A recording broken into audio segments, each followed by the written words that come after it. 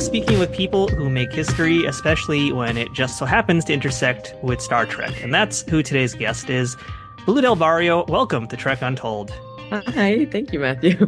Well, it's great to meet you. We got a lot to talk about here today. And, Adira, let's talk about Adira here because that's what we're here to do. Adira's been through a lot, and they have grown up a ton since we first met them in season 3. I'd love if you can kind of tell me what your interpretation is of who's Adira now in season 5. Oh, whoa. Okay, big question. I think, yes, they did have to go through a lot at a very young age. And I think often about the burn and the fact that they were 16 when that happened and, how little you are when you are actually 16. Yeah. And like, also, they don't have a lot of people closer to their age on the crew of Discovery, not that they're close to. So I think it very much kind of had to shoot them forward into like starting to adult early. And the other side of that is I think they were ready for it. I think they wanted that.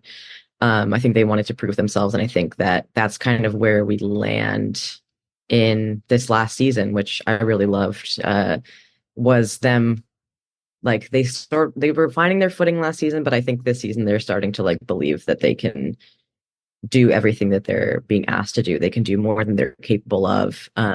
They are where they are supposed to be. I think, they made the choice to stay on Discovery, but I think now they believe that this is actually their place and their home and what their path was supposed to turn into. I love that interpretation here. And I want to kind of go down this wormhole, if you will, if I can use a Star Trek term. Now, I don't quite know like how deep into Trek lore you are, how much of a fan beyond like Discovery or whatever, but I feel like Adira has become kind of like a modern version of Wesley Crusher. But instead of like dealing with like more so dealing with like contemporary problems of growing up and identity and internal understanding versus like where Wesley, I feel like it was all about, duty and purpose. So, Yeah. what do you think about that analogy?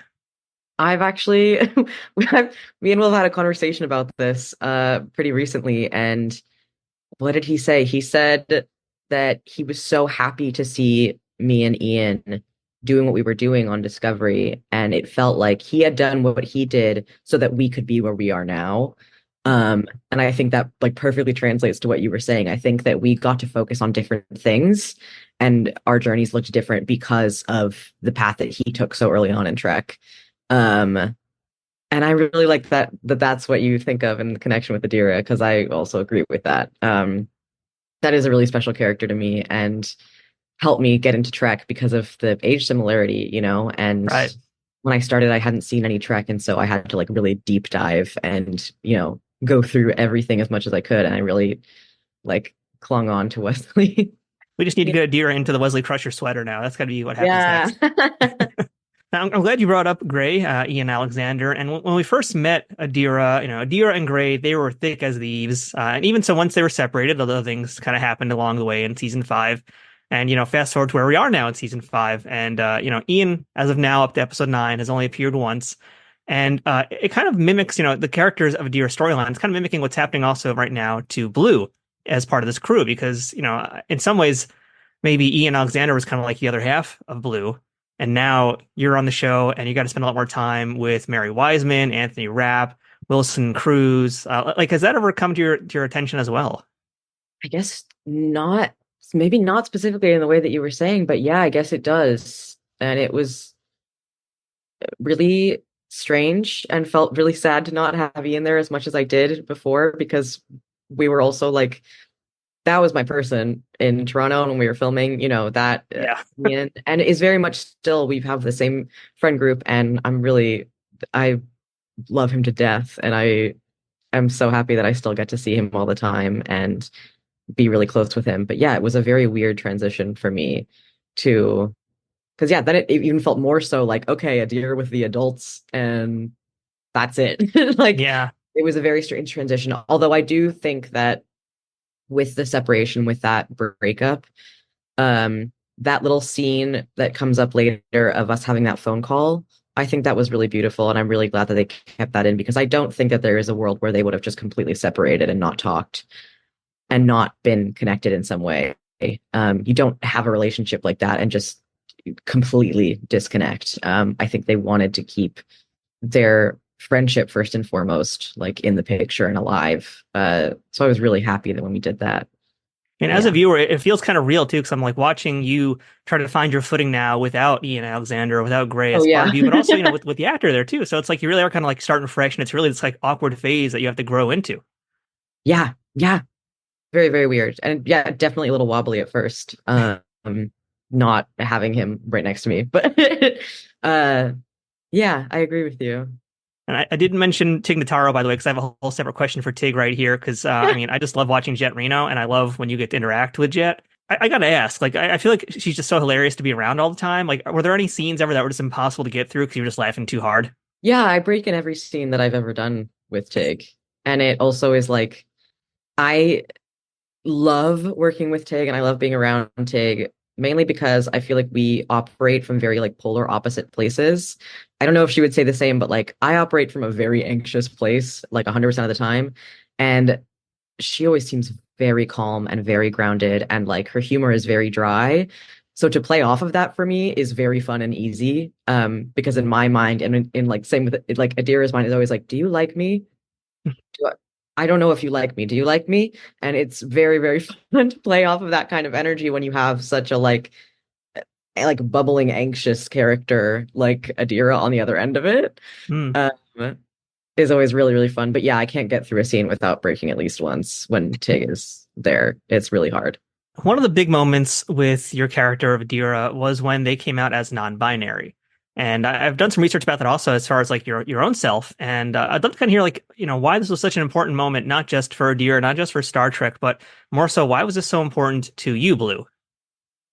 I was when I booked this role, only my two closest friends knew that something was going on with my gender identity. And the only other way that I was exploring it and felt safe enough to explore it was through auditioning because I was still in school and I didn't think in a million years that I would book anything that soon.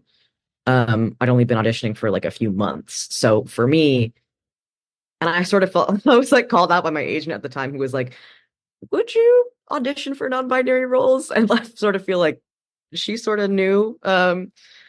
And it was my first bit of feeling like, okay, maybe this will help me actually kind of understand myself better since I was a kid. Because when I was a kid, I was very actively aware that I was having a lot of dysphoria and gender dysphoria specifically. Really got pushed back into the closet and didn't start to explore that stuff again until, the year that I auditioned for Star Trek. So that episode was really important to me because I think the reason it didn't come like as soon as we started with like met Adira is because I hadn't come out to my family, I hadn't come out to my friends. I was still coming out to myself, like redoing it over again from when I was like 8 years old. Hmm. And I was terrified. I was absolutely don't want to curse, but absolutely terrified. Um, it was so scary. And that all of a sudden, like, something that I got bullied and, you know, told I was wrong for so many times when I was a kid was now going to be on television and I was going to have to explain like to everybody that I've ever known. Um, that was very scary. So doing that episode was really weird and like mirror-y and strange. But I'd come out to my family at that point, and like a lot of the people in our crew really helped me. Anthony and Wilson, Ian especially. So yeah, that was a very important moment for me in the show as well as my life.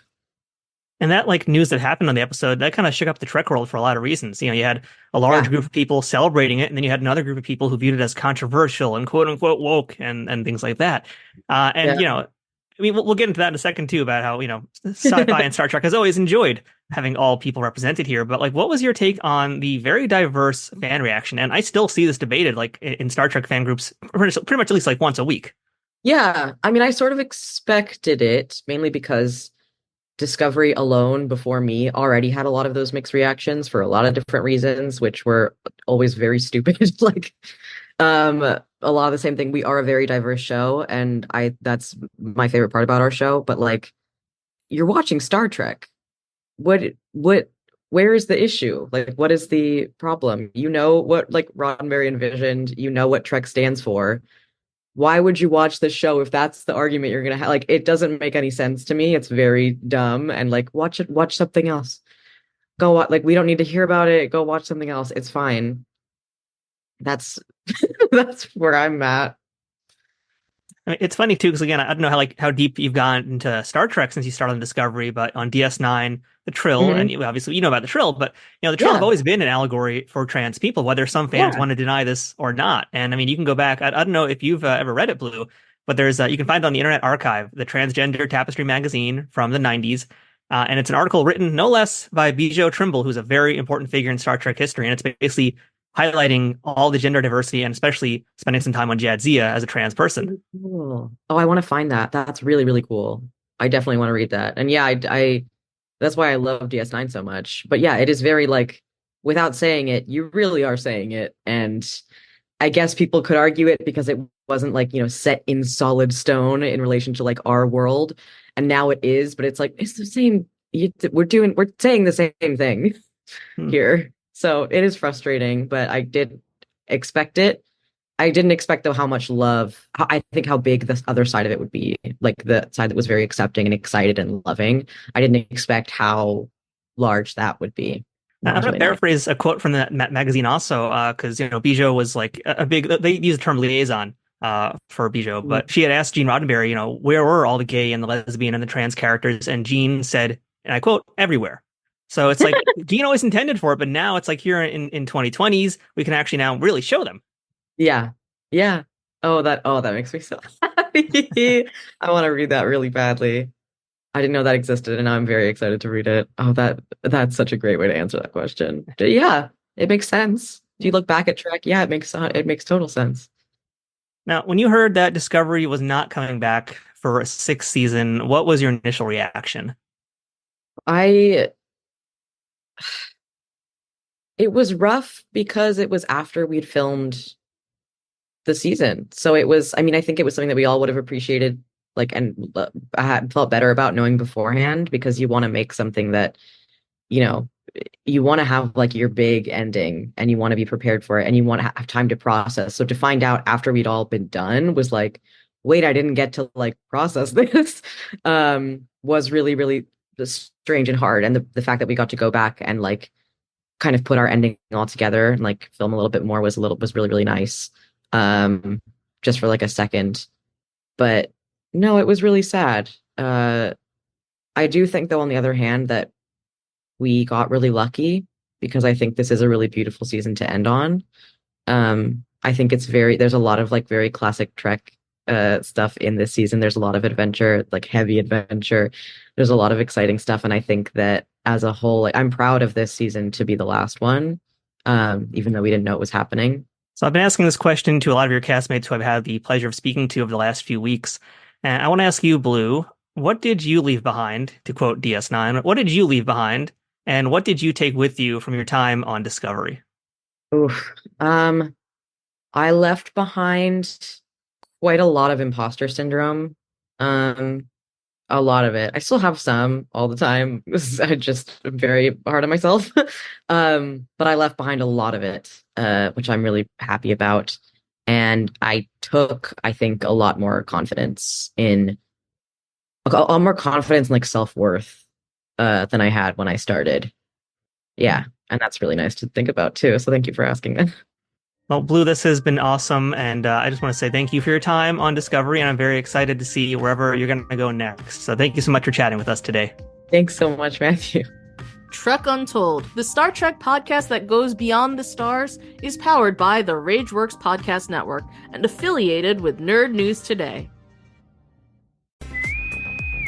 Attention all Starfleet personnel. New York's only fan-run Star Trek convention, Trek Long Island, is back this summer. Get ready for 3 days of sci-fi fun celebrating your favorite franchise in the Empire State. Meet the stars from Trek shows spanning different eras, including Melissa Navia and Yetidi Padaki from Strange New Worlds, Gabrielle Ruiz from Lower Decks, Armin Shimmerman, Chase Masterson, J.G. Hertzler, and Kitty Swink from DS9, Ethan Phillips from Voyager, Janet Kidder, Tara Rosling, Conrad Coates, and Elias Defexis from Discovery, and many more, including celebrities who haven't been at a Star Trek convention in years, like Clyde Kasatsu, Natalia Nogalich, and Daphne Ashbrook. Come meet your fellow fans. Take in a panel with your favorite podcasters. Enjoy Dinner with the Stars, featuring live musical performances. Meet authors, artists, and musicians, and so many more during this epic 3-day event brought to you by the talented and inclusive community that makes Star Trek go at warp speed. Trek Long Island takes place from May 31st to June 2nd at the Hyatt Regency Hotel in Hauppauge, New York. Visit treklongisland.com for tickets, exclusive packages, and more information. Trek Long Island, going kindly this summer.